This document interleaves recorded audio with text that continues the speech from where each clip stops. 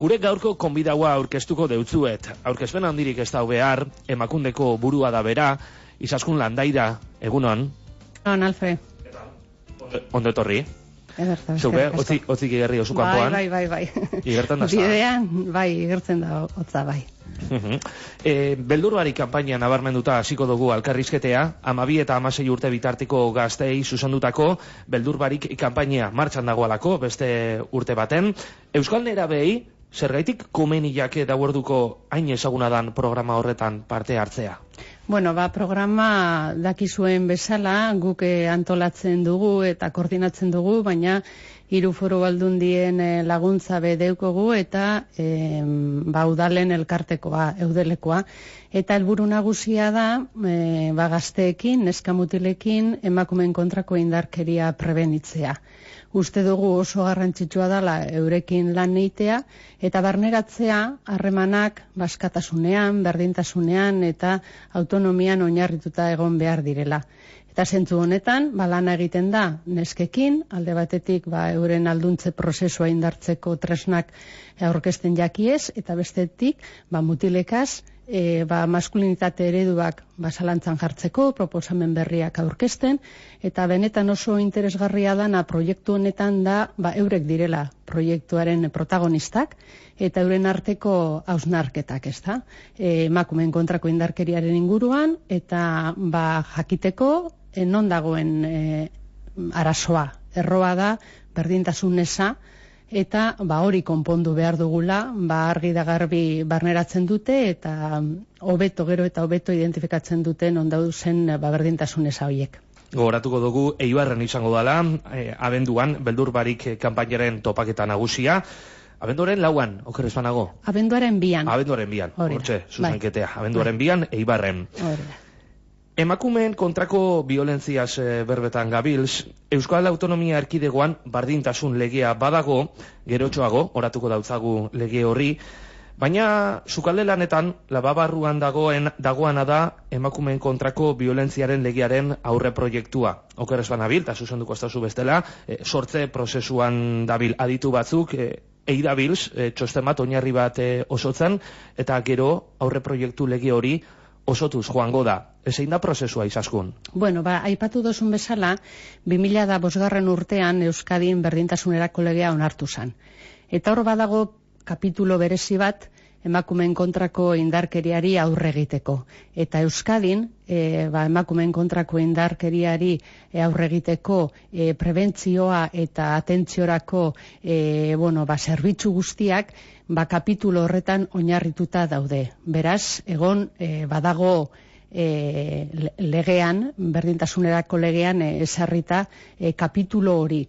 Gainera, kontuan hartzen badugu Istanbuleko hitzarmenak esaten dauena, espreski azaltzen du emakumeen kontrako indarkeriari aurre egiteko, legeak egin behar direla, baina bertan argi da garbi azaldu behar dela ze lotura dagoen berdintasun ezarekin eta emakumeen kontrako indarkeriarekin.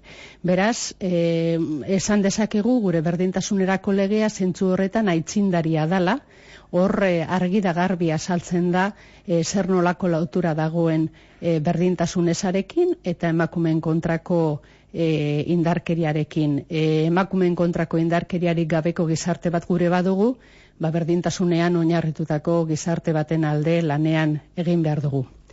Hau esan da, egia da, egoera berriak eta behar berriak sortu direla, hor daude adibidez neska mutilak seme-alabek, oin emakumeen kontrako indarkeriaren biktima zuzenak dira, hor dago baita ere biktimaren legearen estatutua, horrek aldaketa batzuk suposatzen ditu, eta hobekuntza prozesu horretan, gure duguna da, 7. kapitulu hori osatu, hobetu, eta, egoera berriei, erantzuna emonalizateko era egokienean, hori indartu. Eta horretan, gabiz lanean.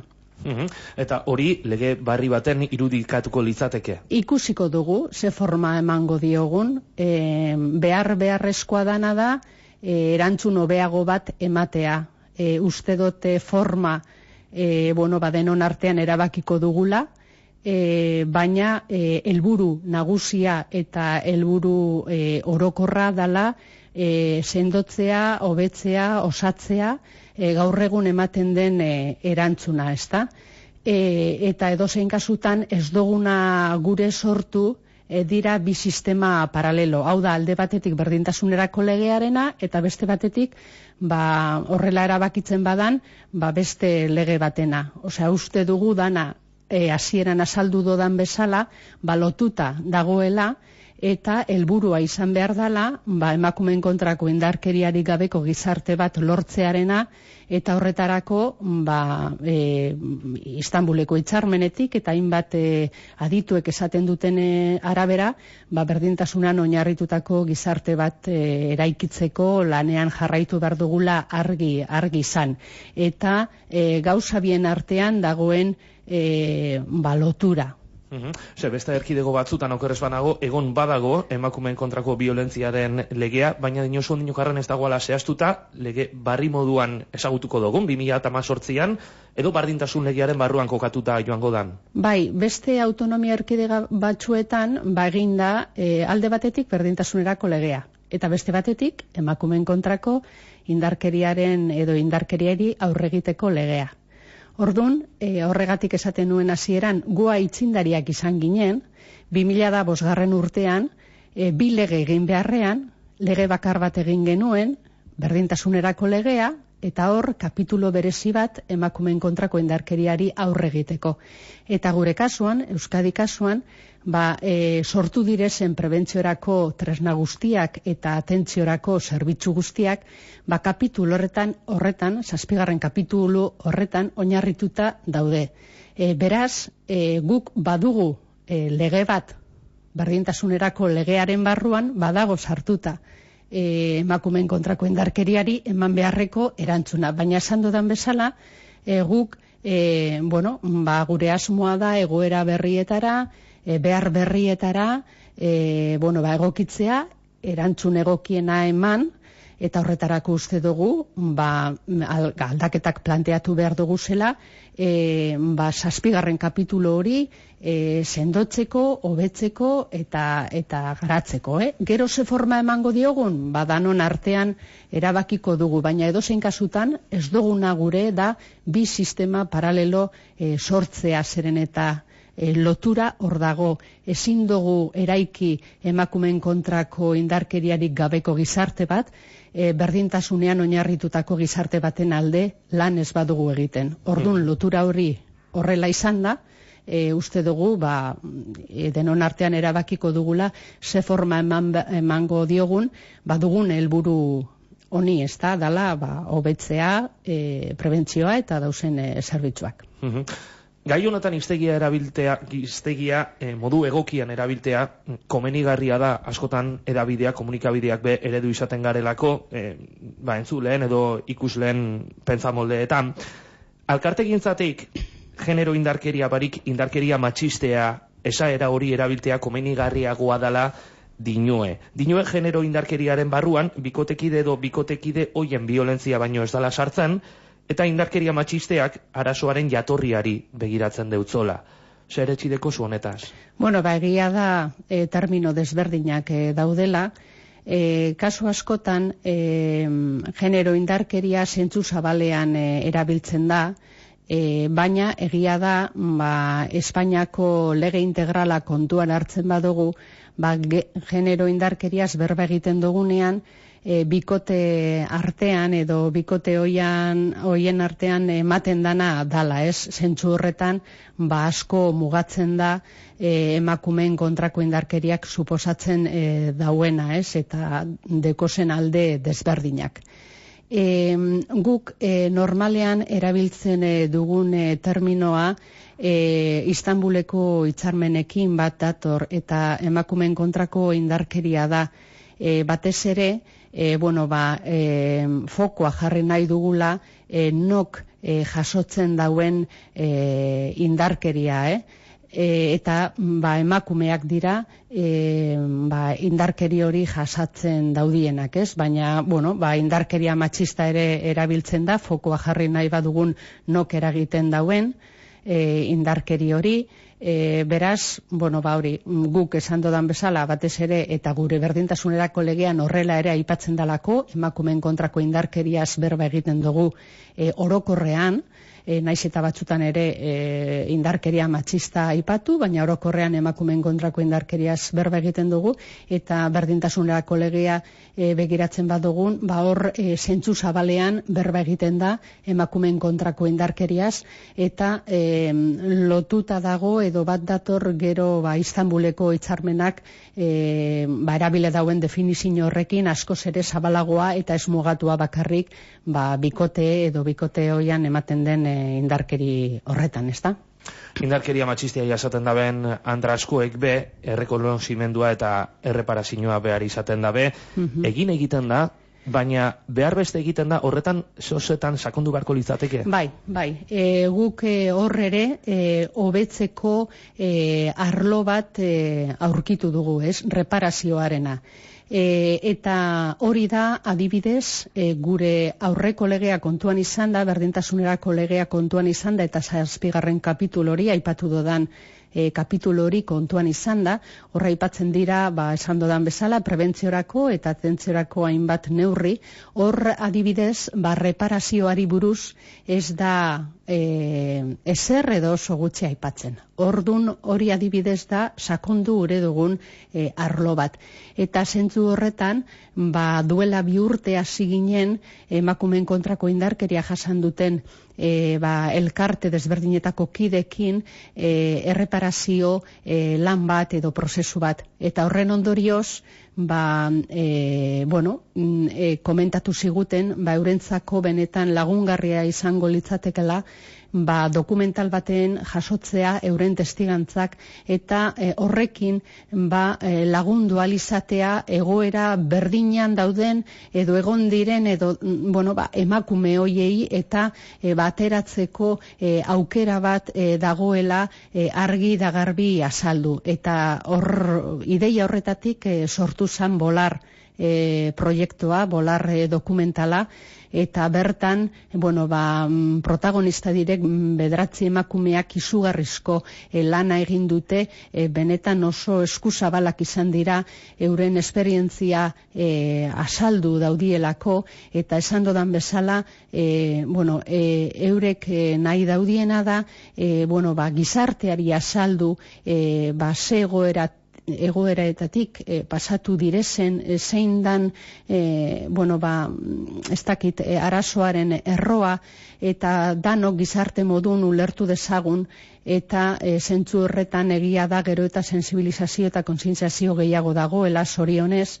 Esan beharra dago baita ere hau ez dala bere sortu, izugarrizko lana egon dala aldaketa hori emateko, ezin dugu astu duela gutxira arte, emakumeen kontrako indarkeria arlo pribatuko arazo bat zala, ez zirela ez salatzen, ez sala berba egiten gai honi buruz, eta instituzioetatik ere ez sala hau arlo edo arazo publiko bat bezala ikusten, zorionez esan dodan bezala, eta alde desberdinetatik egindako lanari esker, emakumeen elkartetatik, hainbat erakunde instituzioetatik, egia da asko dugula egiteko, baina aldaketa hori uste dut arazo publiko bat izatera pasatzeak, izugarrizko garrantzia eduki dauela eta horretan jarraitu behar dugula, eta hau gizarte osoaren erronka bat bezala hartu, ezta? Eta barneratu badanok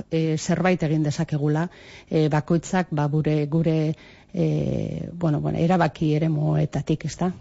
Bolar dokumentala aitatu dozu, Berta Gaztelumendi, zuzendaria auki gendun hemen sintonia honetan, oso gomendagarria Bolar izaneko dokumental hori.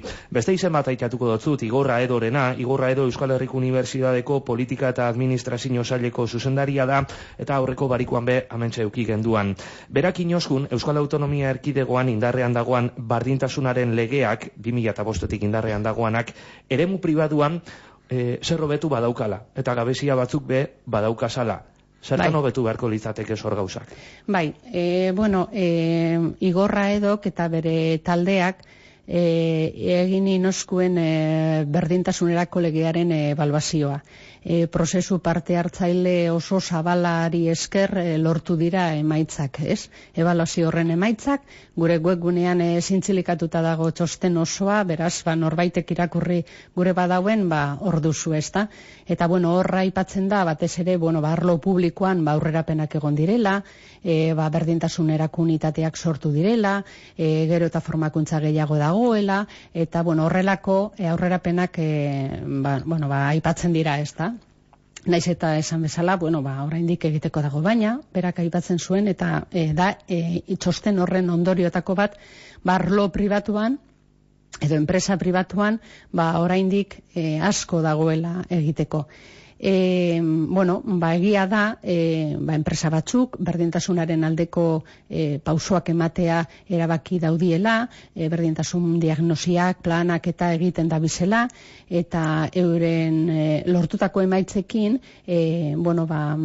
asaltzen edo adierazten ari dira, berdintasunean lan egitea, excelentziarekin edo bikaintasunarekin lotura zuzena dauela, eta benetan emaitza onak dituela, neurri handi baten, talentu guztia aprobetxatzeko aukera ematen dauelako, ezta? Baina oraindik asko dago egiteko, batez ere enpresa edo arlo pribatuan, eta horre ikusten da zelan erabaki postuetan oraindik kristalesko sabai edo hor dagoela gainditu beharreko, badagoela baita ere soldataren erraila, konpondu beharrekoa, eta hor gertatzen dana, bada kasu askotan guk ez ditugula eskumen horiek, ez, estatukoak direla, eta ez dugula askotan derrigortzeko almenik, baina horrezegatik gaude elkarlanean, enpresekin, diru laguntzak ematen, diagnosiak egin alizateko, berdintasunerako planak egin alizateko, eta esan dodan bezala, adierazten berdintasunean inbertitzen dauen enpresa batek emaitza honak lortzen dauzela, eta neurri handi baten bikaintasunarekin lotuta dagoela, eta batez ere edo bereziki talentu guztiara aprobetxatzeko aukera izugarria ematen dagoela, ezta? Goizoko 8:50 minutu dira, makina bat galdera lotu jakuz egin barik izaskun konziliazioa dela, kirolari begira aurkeztu duzuen gidabarri bat dela, bestegu bat, egun baten, etorteko itzordua ipiniko dutzu, eta nasai egotu, luzeago berbaz arituteko ere aukiko dugu. Izaskun Landaira, Emakundeko burua, eskerrik asko geurera etorte gaitik. Eskerrik asko zuei.